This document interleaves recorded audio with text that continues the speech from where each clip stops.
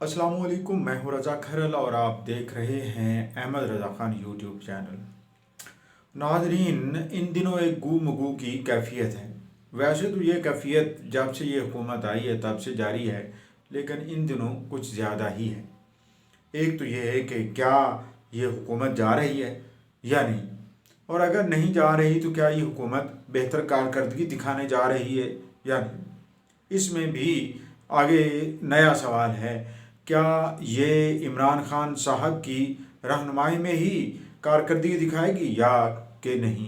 पाकिस्तान तहरीक इंसाफ ने जब से हुकूमत में आई है तब से लोगों को एक मुसीबत में डाल रखा है। वादे बेशुमार किए, लेकिन उन वादों पर अमल दरामद न होने के बराबर है। अब आप एहतसाब को ही ले लीजिए। एहतसाब का बहुत ढोल पीटा गया, बहुत बार कहा गया कि हम एहतसाब करेंगे, एहतसाब का बोल बाला होगा, इंसाफ होगा, और जो लूटी हुई दौलत बैरून मुल्क के बैंकों में छुपाई गई है वो हम वापस लेके आएंगे, लोगों के पेटों से निकालेंगे, वगैरह वगैरह। ऐसी बहुत सारी बातें हुई, लेकिन अमल दरामद ज़ीरो। यानी ये कि जो पहले इकॉनमी चल रही थी वो भी नीचे चली गई, रिकवरी तो दूर की बात।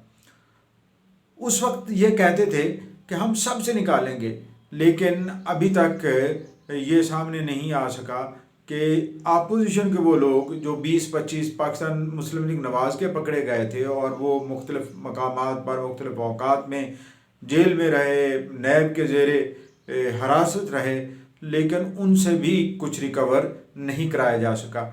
इस तरह पाकिस्तान पीपल्स पार्टी के जो लोग पकड़े गए उनके भी कुछ भी रिकवर नहीं कराया जा सका।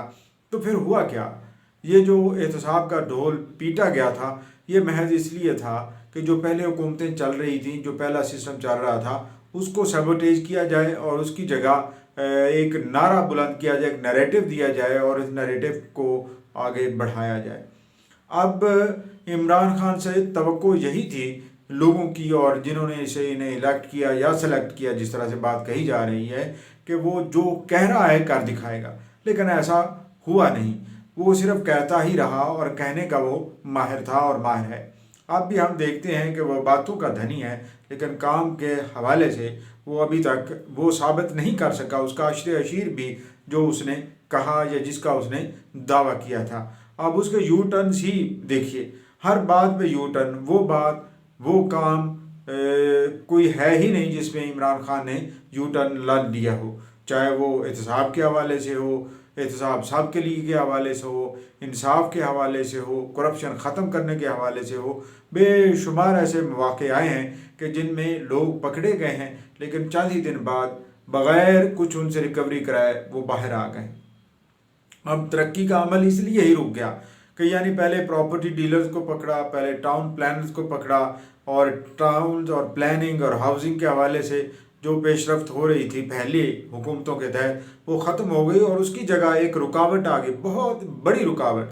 और उस रुकावट को जब इसने महसूस किया कि ये इतनी बड़ी है कि इसकी हुकूमत की जान ले लेगी, तो इसने फिर यू टर्न लिया और प्रॉपर्टीज़ पर टैक्सेस को कम कर दिया, और हत्ता कि ये भी कहा कि आप ब्लैक मनी भी यहाँ पे इन्वेस्ट कर सकते हैं। यानी ये वो चीज़ें हैं जो इमरान खान ने पहले कही थी, फिर बाद में उनके उलट काम कर दिखाया।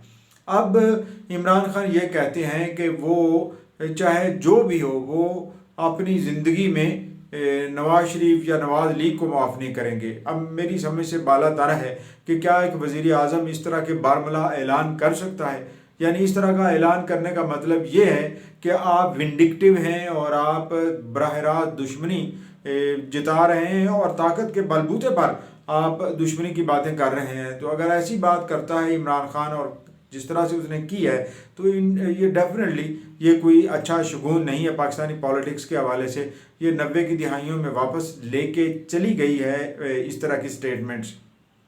अब रही बात शहबाज शरीफ के हवाले से, तो हुकूमत पूरी तरह तैयार नहीं थी कि शहबाज शरीफ ज़मानत पर रिहा हो जाएंगे, और इससे जिस तरह से हुकूमत की और एहतसाब के इदारे की सुबकी हुई है, उससे निपटने के लिए हुकूमत ने एक और सुबकी तैयार कर ली। यानी ये कि उसके ख़िलाफ़ آگے سپریم کورٹ میں جایا جائے اور سپریم کورٹ میں حدیبیہ پیپر ملز کے کیسز کو دوبارہ نکالا جائے اور ایک بہت بڑا دعویٰ کر دیا گیا کہ اب نہیں چھوڑیں گے، اب کے نہیں چھوڑیں گے۔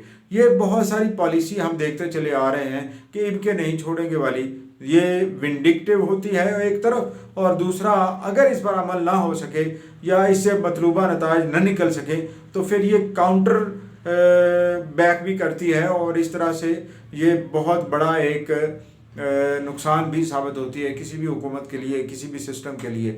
تو یقیناً یہ جو صورتحال ہے اس سے تو یہی اندازہ ہوتا ہے کہ حکومت کے لیے آگے مشکلات ہی مشکلات ہیں، معیشت میں مشکلات ہیں، سیاست میں مشکلات ہیں، کیونکہ بہت سارے ضمنی الیکشن حکومت ہار چکی ہے اس ٹینیور میں، اور یہ انڈیکیشنز ہیں اس کی کہ یہ کتنی غیر مقبول ہے۔